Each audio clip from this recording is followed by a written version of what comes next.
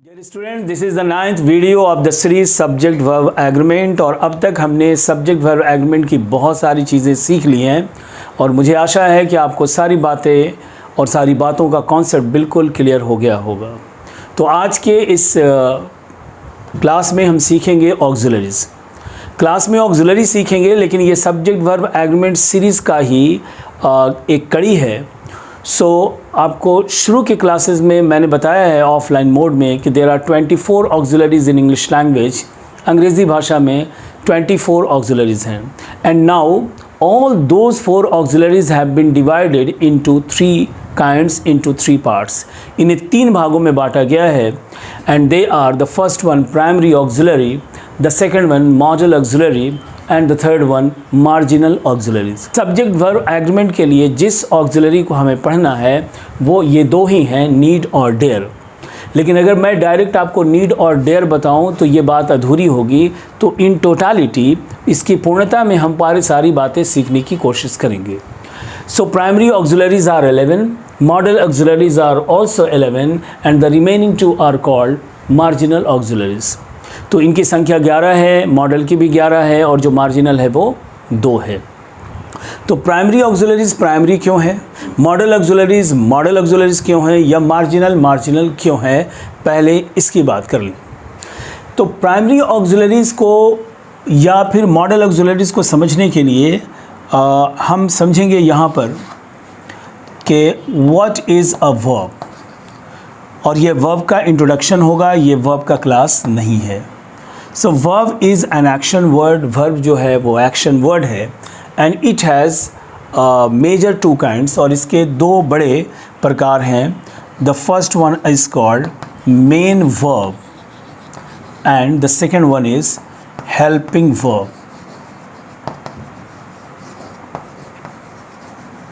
Helping verb अगर बात करें इसके टेक्निकल टर्म में या ट्रिक की बात करें तो ये जितने वर्ड्स आप देख रहे हैं, am, is, are, was, were, do, does, did, have, has, had, shall, should, will, would, can, could, may, might, must, used to, ought to, need, dare, they are helping verbs. इन्हें helping verbs कहा जाता है। और इन्हें छोड़कर जितने भी दूसरे वर्ब्स हैं, गो, कम, डांस, टीच, ये सब के सब मेन वर्ब के अंडर में आएंगे।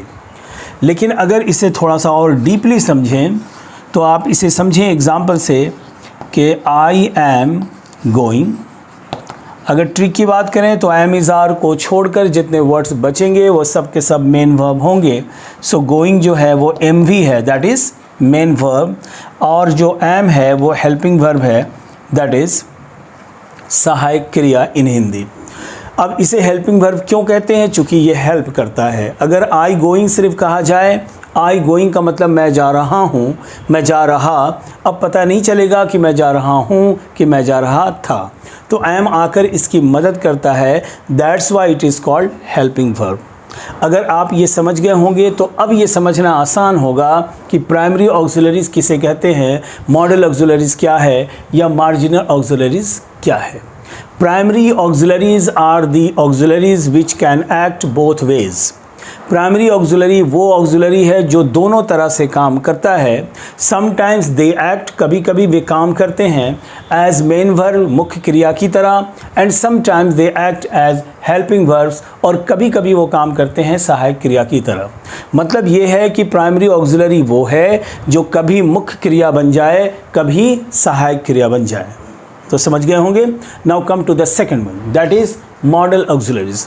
मॉडल ऑक्सिलरीज वो है जो सिर्फ हेल्पिंग वर्ब के रूप में ही काम करेगा, ये कभी भी मुख्य क्रिया नहीं बन सकता। Primary auxiliaries are the auxiliaries which can act both ways. Primary auxiliary वो है जो दोनों तरह से काम करे। Sometimes they behave as main verb, sometimes they behave as helping verb, दोनों रूप में ये काम करेगा। But modal auxiliaries are the auxiliaries which can act only as main verb, और मॉडल ऑक्सिलरी वो है जो सिर्फ मुख्य क्रिया के रूप में इस्तेमाल होगा, कभी भी ये सहायक क्रिया के रूप में इस्तेमाल नहीं हो सकता।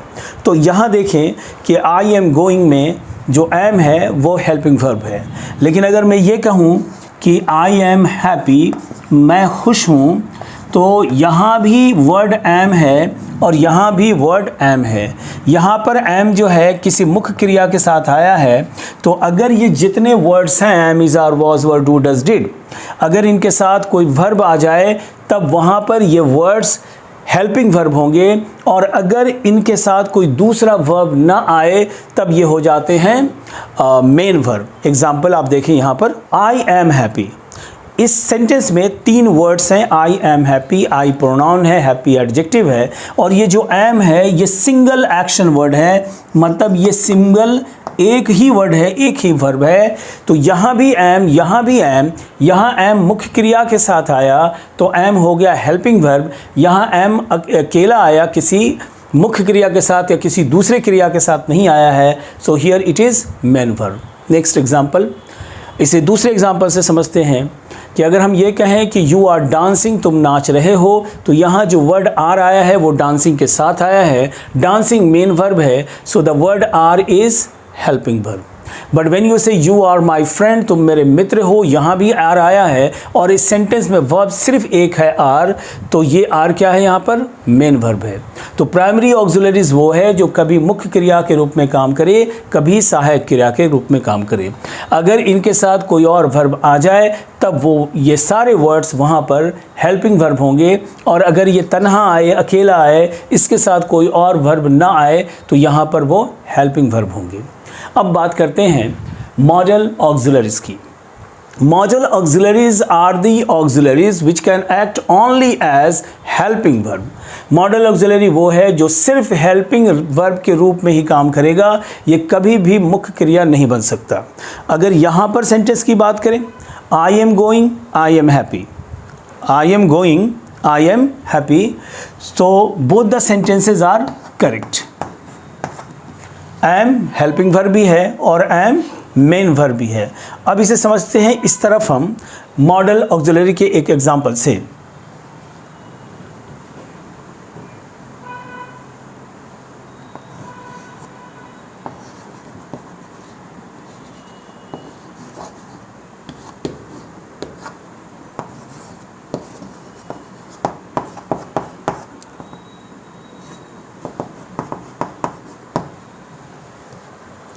अब ज़रा ये सेंटेंस देखें कि आई कैन गो, मैं जा सकता हूँ, ये गो जो है वो मेन वर्ब है और गो के साथ कैन आया है तो ये हेल्पिंग वर्ब हो गया।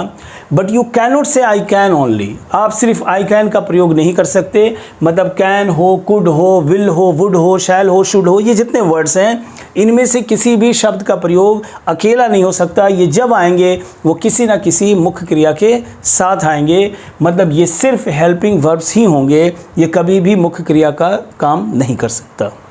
नाउ मार्जिनल ऑक्सिलरीज, इसको थोड़ा सा मैं रिकैप करूंगा मार्जिनल ऑक्सिलरीज के बाद। मार्जिनल ऑक्सिलरीज वो है जो कभी ये प्राइमरी ऑक्सिलरी की तरह बिहेव करेगा और कभी ये मॉडल ऑक्सिलरी की तरह बिहेव करेगा, मतलब कभी ये मुख्य क्रिया और सहायक क्रिया दोनों रूप में आएगा, कभी सिर्फ सहायक क्रिया के रूप में आएगा।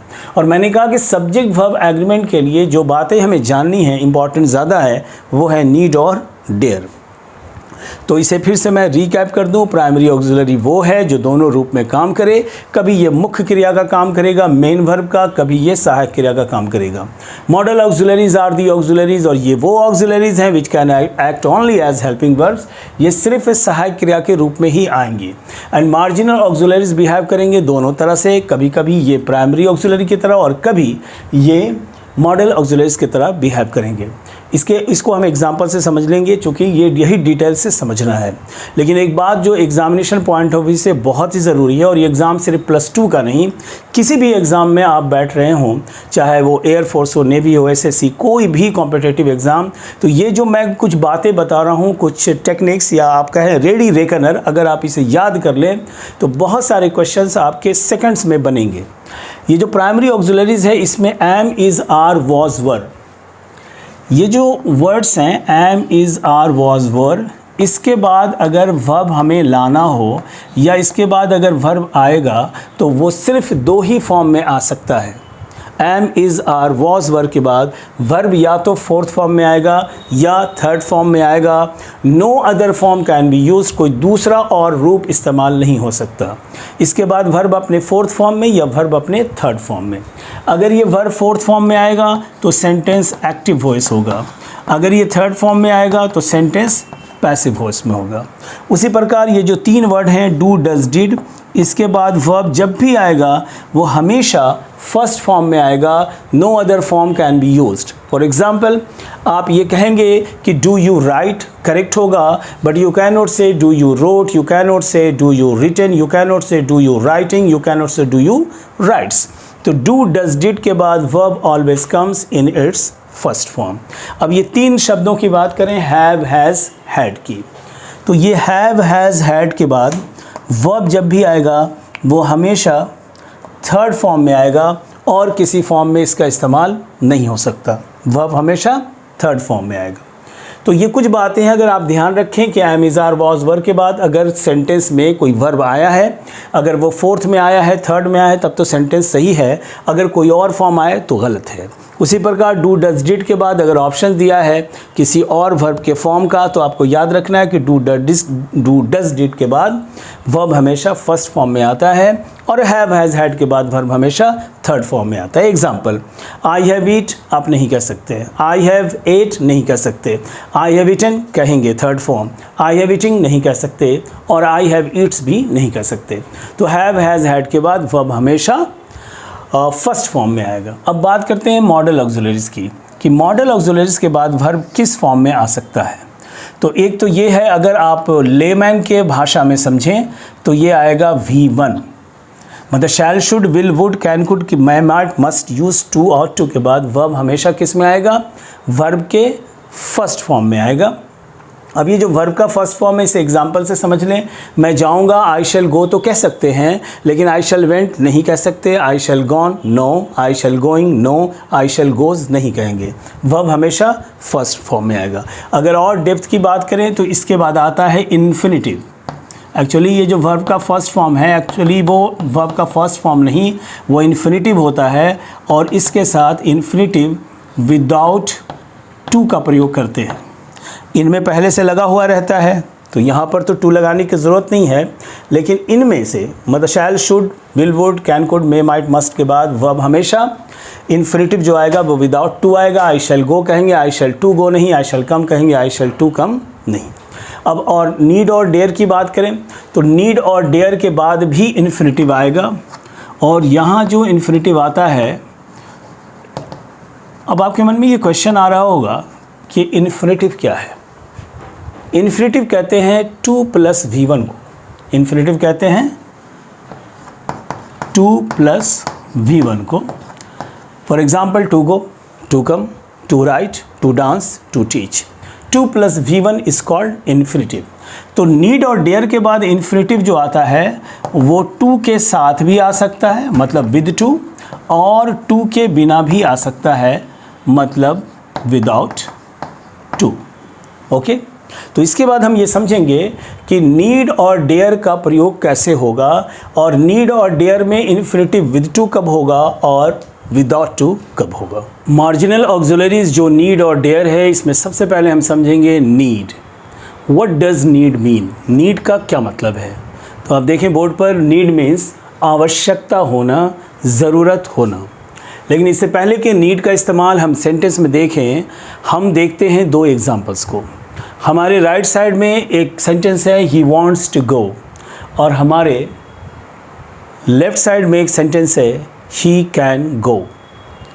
ये जो वांट है ये एक एग्जाम्पल है मेन वर्ब का, और यहाँ पर जो कैन है वो एक एग्जाम्पल है हेल्पिंग वर्ब का।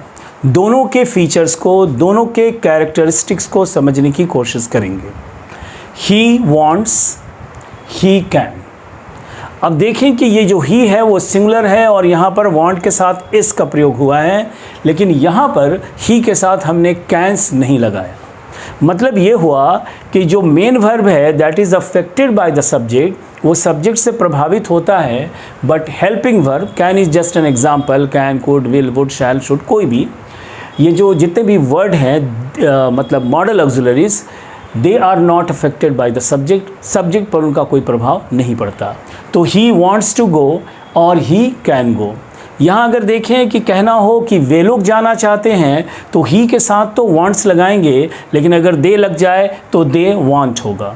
अगर राम कहना है तो Ram wants to go, Ram and Shyam तो Ram and Shyam want to go. लेकिन अगर हम यहाँ देखें तो ही के साथ भी कैन होगा, दे के साथ भी कैन होगा, राम के साथ भी कैन होगा और राम एंड श्याम के साथ भी कैन होगा।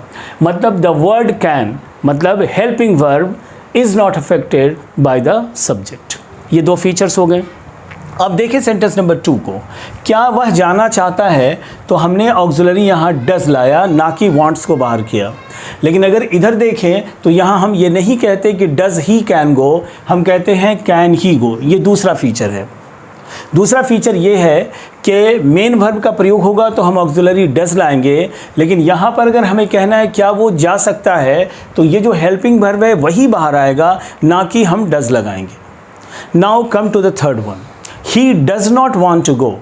यहाँ पर ऑक्सिलरी जो डज आया है वो नॉट के पहले आया है, मतलब निगेटिव सेंटेंस में डज का प्रयोग हुआ है। लेकिन ये बात हम यहाँ नहीं कह सकते कि ही डज नॉट कैन गो, यहाँ खुद ऑक्सिलरी ही नॉट के पहले आएगा, ही कैन नॉट गो। ये कैन जो है वो शो करता है वो सारे मॉडल ऑक्सिलरीज को, और ये जो वांट है वो शो करता है सारे मेन वर्ब को। अगर ये दोनों फीचर्स मतलब मेन वर्ब का फीचर और हेल्पिंग वर्ब का फीचर में इस विशेषता अगर आप समझ गए होंगे तो आपको नीड का प्रयोग समझना आसान होगा। आप सेंटेंस देखें कि उसे जाने की आवश्यकता है। अब हमने कहा कि need used as a main verb, need used as a main verb, need का प्रयोग मुख्य क्रिया के रूप में, and here need used as a helping verb, need का प्रयोग सहायक क्रिया के रूप में। सेंटेंस है उसे जाने की आवश्यकता है, हम इसे अगर मेन वर्ब की तरह इस्तेमाल करेंगे मतलब वांट की तरह, तो हमारा ट्रांसलेशन होगा कि he needs to go, he needs to go. यहाँ पर जो नीड है वो बिहेव कर रहा है वांट की तरह, लेकिन इसी बात को अगर हम हेल्पिंग वर्ब की तरह इस्तेमाल करें तो जिस तरह ही कैन गो हुआ है उसी तरह हम ही नीड गो कहेंगे, ना कि नीड्स। अब अगर मन में आपके प्रश्न आ रहा है कि ट्रांसलेशन आ जाए तो हम कैसे बनाएंगे, तो both the sentences are correct. आप he needs to go, it is also correct, he need go ऐसे भी कह सकते हैं। अब ज़रा दोनों के फीचर्स को समझ लें। अगर यहाँ नीड्स लगा है तो ये इन्फिनिटिव विद टू है, और यहाँ पर अगर नीड है तो ये इन्फिनिटिव विदाउट टू है। एग्ज़ाम के पॉइंट ऑफ व्यू से समझें, अगर एग्ज़ाम में क्वेश्चंस हैं कि ही ब्लैंक स्पेस टू गो और दो ऑप्शन दे रहा है नीड और नीड्स, तो हम लगाएंगे नीड्स। और अगर एग्ज़ाम में ऐसा क्वेश्चन है कि ही ब्लैंक स्पेस गो और ऑप्शन है नीड और नीड्स, तो हम लगाएंगे नीड। अब ये जो सेंटेंस नंबर 2 है और वहाँ जो सेंटेंस नंबर 2 है उसको समझते हुए उसके लाइट में हम ये सेंटेंस नंबर 2 को ट्रांसलेट करेंगे। क्या उसे जाने की आवश्यकता है? अगर नीड का प्रयोग हम मेन वर्ब की तरह करें मतलब वांट्स की तरह, तो क्या उसे जाने की आवश्यकता है, हम बनाएंगे does he need to go.